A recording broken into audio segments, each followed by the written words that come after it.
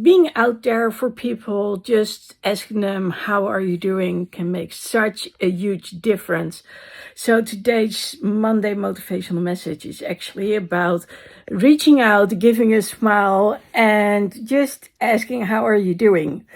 Now, why am I talking about this? Because earlier today, when I left the mall where I was at, I saw this guy standing on the parking lot and he seemed a little lost. So he had like a travel suitcase with him and he was looking on his phone and I was like, are you waiting for someone? What's happening? So I rolled down my window and I asked, are you okay? And well, apparently he was. And what he told me was he was walking back home, which was 2 hours. So I said, are you sure? Do you want me to give you a ride? And he was very surprised that I actually offered it. Well, he didn't seem intimidating to me, but it was the mere fact that he was a little lost, which actually was, maybe I should offer him a little bit of help. Now, I'm not going to say that you should offer anyone a ride, please note. But this was, I don't know, there was something that I was like, maybe he's a little bit lost. And, traveling myself and needing help occasionally, I'm one of those people who actually do reach out to others. And, well, he walked back home eventually.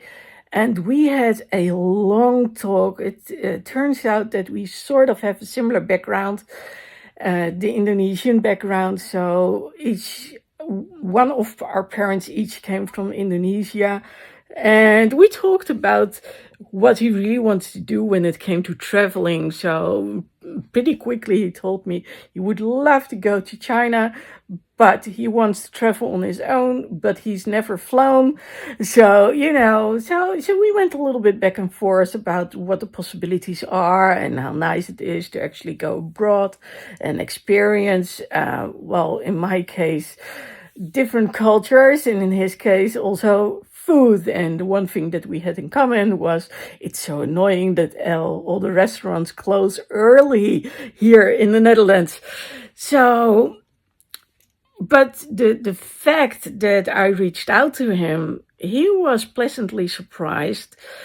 And, well, we didn't exchange phone numbers. Each with our background, we were a little careful. And I was like, well, if it's meant to be, I'll bump into you again. Just, to have fun and talk a little bit more. It was just a very interesting conversation. And what we actually concluded at some point was something which had to do with neurodivergence. So when he told me that he loves to do his own thing, well, that immediately rings a bell. So at some point I asked him, so when you were still working, did you actually, well, he wanted to know about neurodivergence. So I said, were you always fitting in? Or did you feel like, hey, I don't agree with this, and then you wanted to speak up about it? And he recognized that part so much.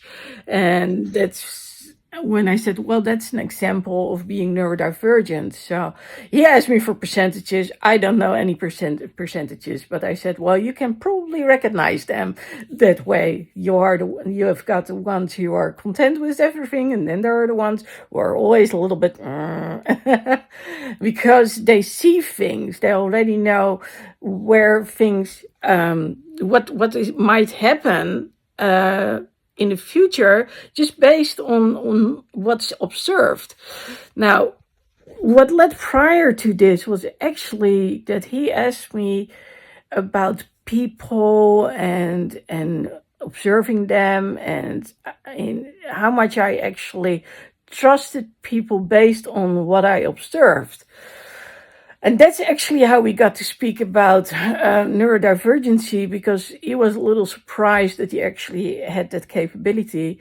And one of the things that I actually read about in the books about neurodivergence is that it's actually kind of normal that we have our sensors are a little bit differently. So we see and observe more and we hear more, and that's, it's a blessing in disguise, because it's nice to actually see the little things and know how people are doing, um, based on little clues, not clues that we are actually um, aware of, but they are there, and usually they're spot on. The other thing, of course, is when you are hypersensitive, there is a price to pay, and it's a huge price. So the last couple of days, it's been quiet here, which is nice. So actually, I'm working here at night, and well, in the past decades, it was actually kind of nice. And then at some point, there was a lot of music coming from the neighbors behind me. And well, that made it a little bit harder because the rest I am looking for. So, one of the reasons that I work at night has to do with me reaching out to people who are in the US, and interacting with them with 6 to 9 hours time difference is easier at night. But the other one is, and I've always had this, I like it when it's quiet. No one is trying to get in touch with me. That's when I get my work done the best. So that's how we got to talk about the whole neurodivergency, which actually was the result from me seeing him standing on the parking lot and wondering, hey, is everything going okay the way it should? And, I know that people don't like asking for support. I mean, yesterday I was at the terrace and there was this young lady, and I said, do you need help closing the sun umbrella? And she said, no, because I need to learn it myself. And, I had to learn in the last couple of years to actually ask people for support, because otherwise I'm limited in what I can do. And to just give you one very simple example, I like to walk to the mall because I need to exercise those muscles. And usually I take it's not actually a backpack, it's like a fabric bag, and you can actually put it over your arms and over your shoulders, and it sort of becomes a backpack. But it's a very thin material, so it's easy, to take some stuff back home. But when I put it on with the groceries in there, it's of course heavy. So I often need people to give me a little bit of help by putting their hand underneath the bag, so they take the weight off at that moment, and then I can position it correctly across my shoulders. So, it's one of the many things that I might ask for help with. Like I said, there's only so much I can do, which has to do with both allergies and my physical circumstances being limited in the amount that I can walk and do stuff. So, yeah, the result of this conversation was, it was a nice conversation. When I got back here, I wrote down the guy's name, and well, he said, you've told me so much about you.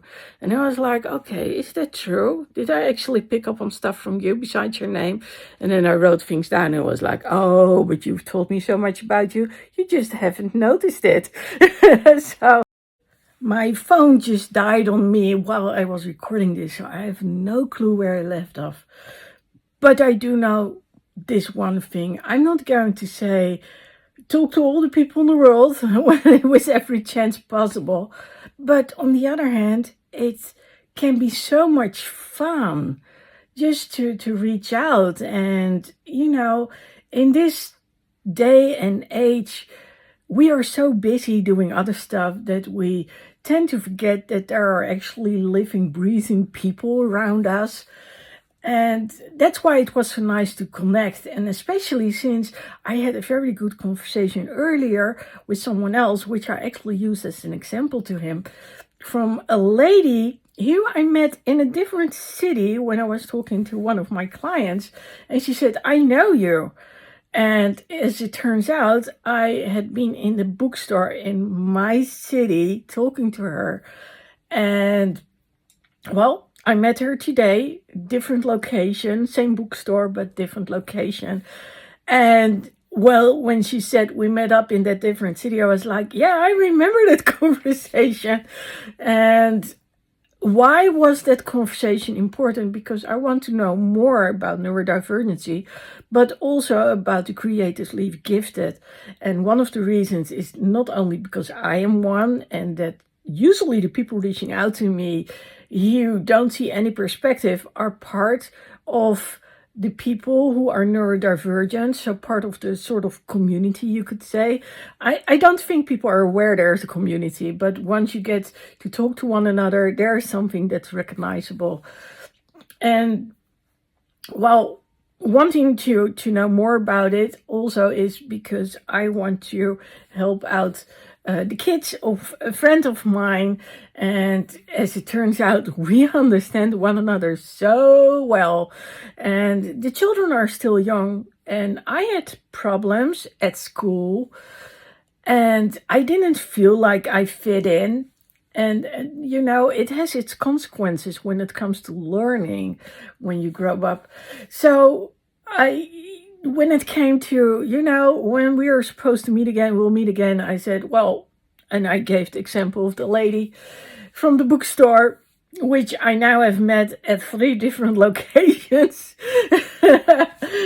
probably in the last year. She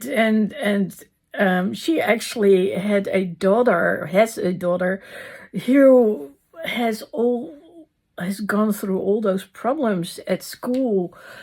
And well, she lives close to where my friend lives. So I immediately got to talk to my friend afterwards. Now, all of this is linked to one thing and one thing only. Curiosity and being open can give you so much information, which can be so helpful, but it also feels like a connection. And we need that connection to feel alive and to feel loved and to feel that we matter. So if you have the chance, you know, just smile. And if you want to, you know, strike up a conversation with someone, even if it's, hey, how are you doing? And maybe a little bit extra when you see them behind the cash register. So I know the how are you doing is depending on where you are. So here in the Netherlands, it's not normal, but in the US, it is. But going beyond that, just a little bit, you know, giving a compliment or something else. Or when you're walking around with questions, just ask them. It makes such a huge difference. So that's my message for today. Smile and enjoy that there are actually living, breathing people in your environment and around you. And, you know, just feel special for a day and make others feel special too. Want to see more Monday morning messages? Then click here, go there. Yes, right there.